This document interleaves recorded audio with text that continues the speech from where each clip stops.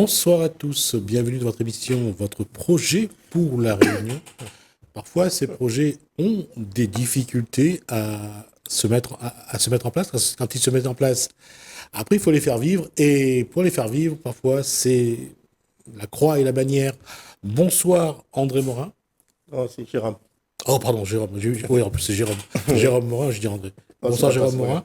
Et bonsoir, Wilfried Furia. Wilfried Furia. Furia. Furia. C'est même plus son nom en plus. Si, Furia, Wilfried Furia. D'accord. Chef d'entreprise pour Jérôme Morin. c'est ça. Et j'allais Citoyen. dire en formation pour. Non, citoyen qui cherche un emploi, qui essaie de surtout de se former pour avoir les meilleures compétences possibles pour répondre à un bon emploi et de vivre bien sa vie en fin de compte. Le contexte, il permet justement d'avoir une bonne formation. Ben, le contexte, il est un peu restreint parce que quand on a un âge, on se retrouve limité sur tout ce qui dit l'apprentissage. Après, il faut que les entreprises soient en bonne santé. Et il faut qu'il y a de l'ambition aussi. Et je pense qu'aujourd'hui, l'ambition, que ce soit pour les entreprises et pour les avantages qu'il y a, il n'y en a pas beaucoup en fin de compte. Sinon, ça serait été autrement. S'il y avait des avantages d'employer des jeunes, des moins jeunes, les entreprises auront fait peut-être, je pense, le nécessaire, mais si ce n'est pas le cas, ça veut dire qu'il n'y a pas d'avantage pour eux. Jérôme Morin, Wilfried Furia a dit en bonne santé. On est en bonne santé. Ou les chefs d'entreprise. Ouais. L'entreprise est en bonne santé. Malheureusement, actuellement, avec tous les sacrifices qu'on nous demande encore de faire, c'est-à-dire le réalignement de salaire, et donc l'entreprise, surtout le bâtiment, va un peu mal depuis ces, on va dire, 3-4 dernières années. Depuis le Covid. Oui, Covid encore, ça pouvait aller encore un petit peu parce que, contrairement à ce que les gens pensent, pendant cette crise Covid, il y a certaines entreprises qui ont pu retirer leur épingle du jeu. Mais après, les entreprises qui n'étaient pas forcément dans la légalité, dans certaines réglementations, eux, ils ont eu un peu plus de mal pour pouvoir évoluer. Donc, moi, personnellement, j'ai pu un peu m'en sortir, mais c'était l'après-Covid qui était un peu plus compliqué. Quand on dit que les entreprises sont en difficulté, et ces chiffres viennent des chambres consulaires, les entreprises sont il y a près de 2500 entreprises en difficulté. Quelles sont les difficultés principales? Bon, déjà, les premières difficultés qu'on a, c'est nous, petites entreprises, les toutes petites entreprises, quand on répond à des marchés, donc on est obligé de nous aligner par rapport à un certain prix. Donc, c'est-à-dire au prix des grosses entreprises. Donc, nous, on ne peut pas, parce qu'on n'a pas une centaine de salariés, on a 2 ou 3 salariés. Mais eux, ces grosses entreprises-là, ils font du volume. Et quand on dit que nous, on ne peut pas se permettre de prendre 50 ou 100 chantiers, on peut prendre un ou deux, même des fois un ou deux, c'est très très compliqué. Et donc, eux, ils profitent de ça justement pour nous mettre un peu les bâtons dans les roues, on va dire. Je ne veux pas citer des groupes, j'ai des grosses entreprises rayonnaises, mais quand à côté, quand on va sur un marché, on propose tant de prix pour un mètre carré et qu'à côté, on voit que notre offre n'a pas été retenue parce que l'autre à côté, il est à 2-3 € moins que nous. Donc, pour nous, c'est hyper compliqué de s'aligner là-dessus. Donc, un peu, c'est un peu, on va dire, c'est le serpent qui se mord la queue, quoi. Donc, C'est là on parle des marchés publics ou des marchés privés.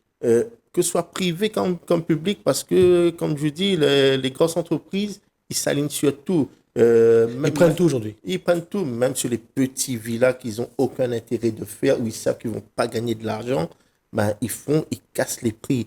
Juste pour vous dire, je suis tombé une fois sur une offre, j'ai répondu à une offre, j'étais à quasiment 2 fois plus cher qu'une entreprise qui s'était positionnée dessus. L'entreprise n'a pas pu finir parce qu'elle était beaucoup trop bas. Donc, après, les personnes nous rappellent qu'il faut venir rattraper ce que l'autre n'a pas pu terminer. Donc, nous, des fois, on refuse parce qu'on se dit, on avait déjà posé un certain tarif au départ, vous avez refusé et aujourd'hui, on ne peut pas venir reprendre des malfaçons. Oui. Et quand on parle d'embauche aujourd'hui, l'entreprise ira bien, donc il n'y a pas d'embauche, sauf pour les grosses entreprises. Si on peut embaucher, mais après, c'est au niveau salaire que ça coince des fois avec certaines personnes parce que des jeunes, quand ils arrivent sur le marché, comme M. Fuaya a dit, il faut forcément se former, avoir certaines compétences. Mais quand on a un jeune qui a 18 ans, qui n'a pas de formation et qui réclame autant qu'un ancien qui a 50 balais, donc on dit non. Mais eux, aujourd'hui, avec tout ce qu'on leur dit, tout ce qu'on leur promet, certaines entreprises, ils se disent que moi, je vais rentrer sur le marché du travail à 1600, 1700 euros net. C'est impossible. À 18 ans, la productivité n'est pas pareille qu'une personne qui a une cinquantaine d'années. Dans la connaissance, oui, tout à fait, de l'expérience. Et il y a une chose aussi, par contre, et on va faire la bataille des générations. Aujourd'hui, un jeune qui rentre sur le marché du travail n'a pas le même comportement de ceux qui, à 20 ans ou 30 ans, rentraient sur un marché de travail. Mais exactement. Et c'est un très, très gros souci. Parce que moi, des fois, moi, je suis issu de la formation. Tout ce qui est chambre des métiers, tout ça. Moi, j'ai suivi un cursus assez atypique. Donc, j'étais apprenti, tout ça. Moi, je me rappelle à cette époque, quand j'étais apprenti, j'arrivais, déjà, je me permettais même pas d'arriver en retard. Parce que le patron directement, allez, vas-y, rentre chez toi. Aujourd'hui, on dit à un jeune qui a une demi-heure de retard, rentre chez lui.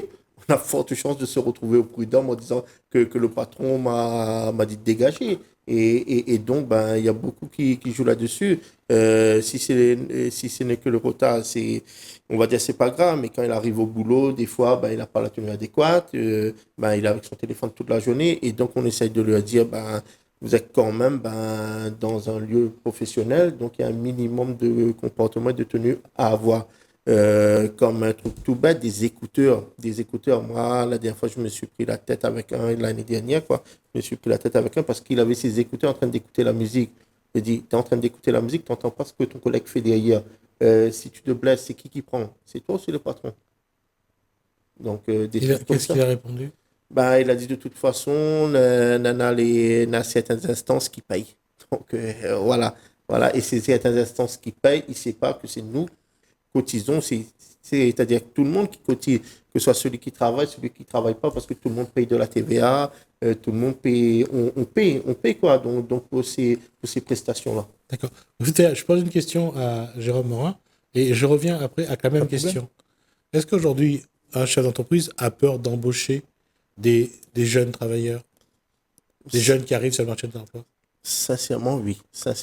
Mais parce que on préfère valoriser le travail des seniors ou des pré-seniors, ceux qui sont dans la quarantaine, parce qu'on sait qu'avec eux, il y a encore cette fibre, cette rigueur. Rigueur, comportement, discipline. Exactement. Donc, au lieu qu'un jeune... Après, il y a des jeunes qui sont super bien. Moi, j'en ai connu qui sont excellents, qui ont un certain savoir-faire. Mais malheureusement, ils sont encore trop peu, justement. Et ces certains jeunes-là, ils sont généralement embauchés directement par les grosses boîtes parce qu'eux, ils ont plus accès, justement, à certaines collectivités ou à certains centres de formation. Ils sont des jurys et on lui a dit qu'il faut venir faire jury. Donc, eux, quand ils sont jurys, ils regardent, celui-là, il est bon, celui-là, il n'est pas bon.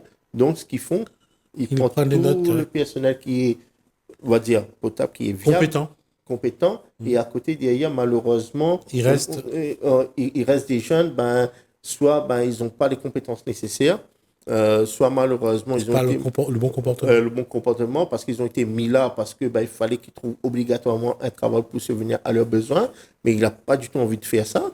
Donc, on a du mal. Et avant, les gens, quand ils choisissaient un travail, c'était par vocation. Mais maintenant, ils choisissent un travail par rapport au salaire. Donc, c'est deux choses différentes maintenant. Wilfried Freya, on est ni jeune ni vieux. Ça, c'est une place peut-être pas confortable pour la question. Comment aujourd'hui doit se comporter un jeune sur le marché du travail et comment le faire sur le lieu de travail et comment allier rigueur, compétence et discipline? Aujourd'hui, ça pas dit c'est un problème. Mais aujourd'hui, ce que je pense pouvoir remarquer, c'est que les jeunes sont très déconnectés en fin de compte. Même s'ils allaient connecter beaucoup avec votre téléphone, avec le monde extérieur, ils allaient être très déconnectés de la réalité du moment. Donc, eux autres s'enferment pour certains dans un rôle et que ce rôle-là, en fin de compte, n'est pas en adéquation avec la réalité. Comme Jérôme explique, ben, quand on explique à un jeune que ben, faut pas travailler avec un cache-oreille, un écouteur dans les oreilles, quand on dit ben, faut arriver à l'heure, quand on explique à lui certaines choses, ben, peut-être il trouve toujours un truc à dire.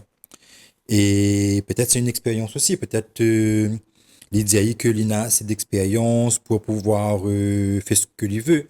Mais nous, nous pourrions dire que ben, pour que ces jeunes-là aujourd'hui aussi retrouvent un peu de sens dans le milieu du travail, c'est que je devrais faire attention à plus ce qui est essentiel.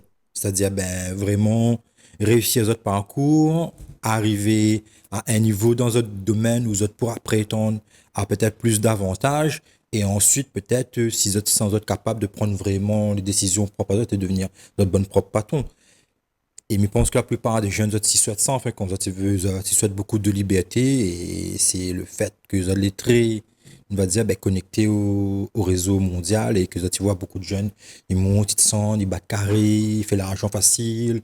Donc, vous allez dire que des fois, ben, pourquoi se priver autant de choses quand d'autres ils vivent ça pleinement? Ça veut dire qu'il y en a une mise en avant du divertissement, il y a une mise en avant de l'image qui n'est pas en adéquation avec la réalité vraiment qu'on est dans le milieu du travail. Ça veut dire que tout simplement, ben, un jeune, il va préférer peut-être rester bien habillé tout le temps, bien sapé, donner une bonne image, mais il voudra moins avoir l'autre côté derrière qui amène à ça, en fin de compte. Ce côté qu'il faut travailler, qu'il faut être sale, qu'il faut se lever tôt, être cerné, se prendre la tête.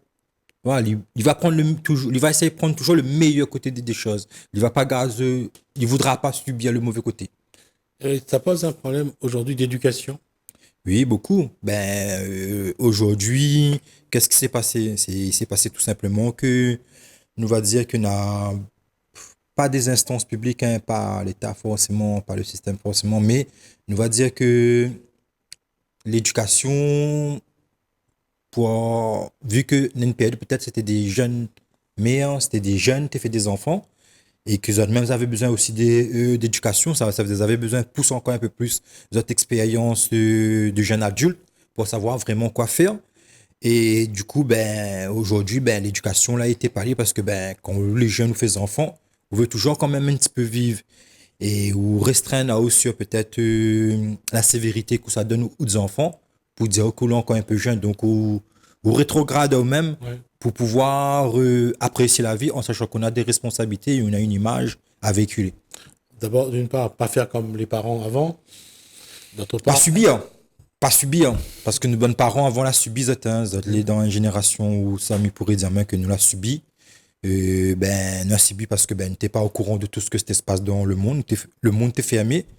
Et le fait que nous, bonnes parents, là, pas autant pour certains, parce que dans certains, les professeurs, donc, les parents, là, gagnent, dans d'autres voyager, dans certains, là, pu réussir, donc, ça a pu permettre de donner une éducation à d'autres enfants par rapport à l'exemple du monde, mais d'autres que les rester ici, que la sorte de la précarité, que les devenu un peu, on va dire, l'assistanat, des aides et tout, et qu'ensuite, la trouvé un petit boulot, ben, tout ça là, il fait que aujourd'hui, ben, nos bonnes parents, là, ne veut pas subir comme nos bons parents, ne veut pas aussi avoir le problème de sacrifice autant que nos parents, et aussi, ben, nous veut vivre aussi autant que nous voit dans le monde, en fin de compte. C'est ça, donc on a tout un décalage, en fin de compte. C'est comme si pour le Réunionnais, le monde est parti trop vite.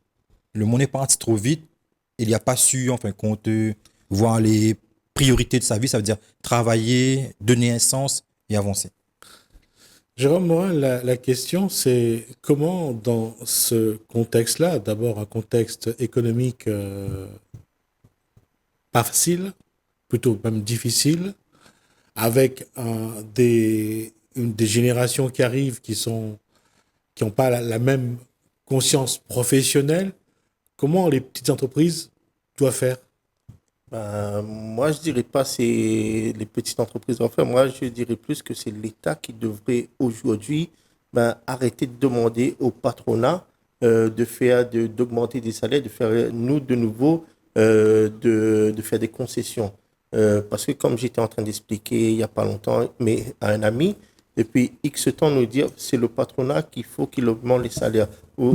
Aujourd'hui, quand je regarde clairement là, si on augmente les salaires, on augmente de temps, une personne, on doit payer toujours plus.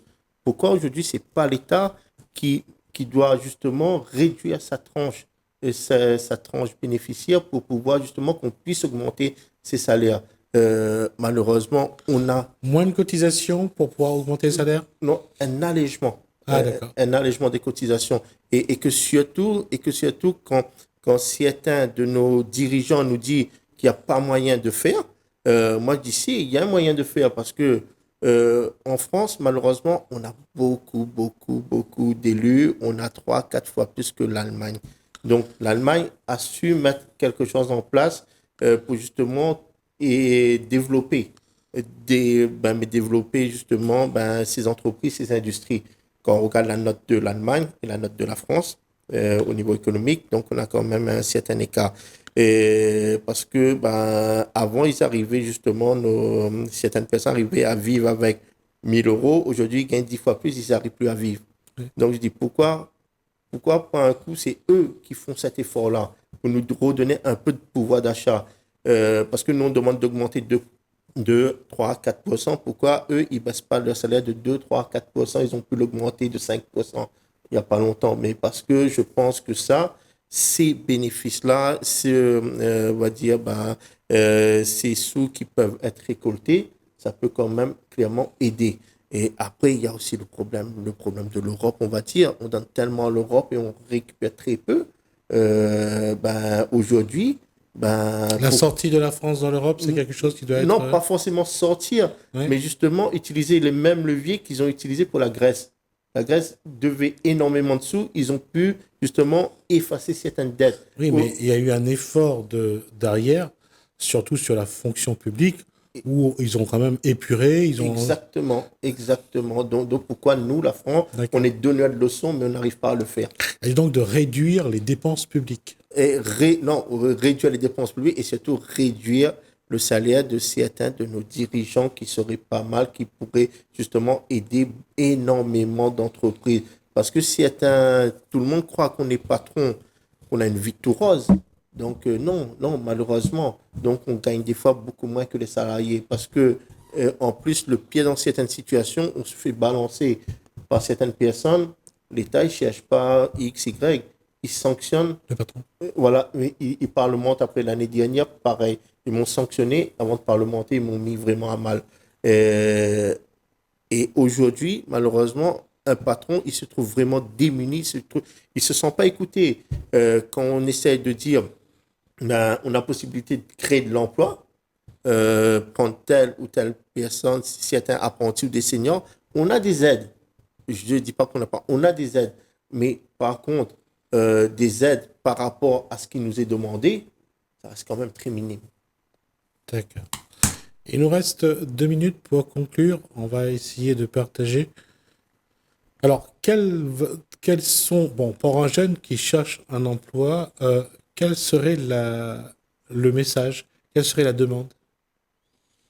Pour un jeune qui cherche un emploi, quel serait le message? Franchement, pour que le jeune, Non, quel message il devrait faire passer? quel message, quelle demande il a à faire? Qu'est-ce qu'il voudrait faire pour aider Ali à trouver un emploi? Après, il dépend de son situation. Il peut être un jeune qui n'a pas d'enfant, il peut être un jeune qui a des enfants. Il dépend de la situation, les traits particuliers, même. Les traits D'accord. particuliers, ouais, il pense qu'il devrait être par tranche. D'accord.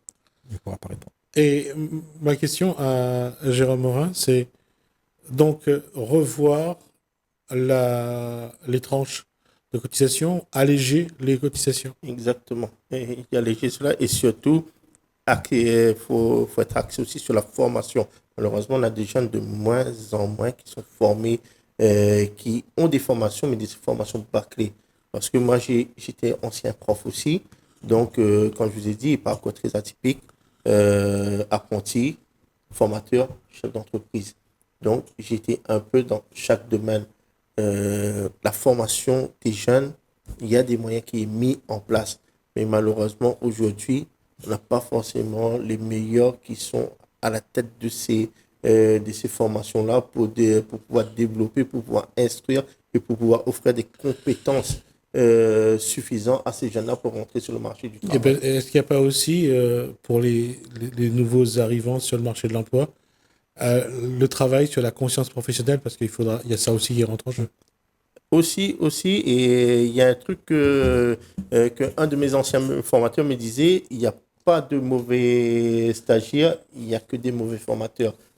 Parce qu'on a des outils pédagogiques, on a plein de choses qu'on pourrait mettre en place.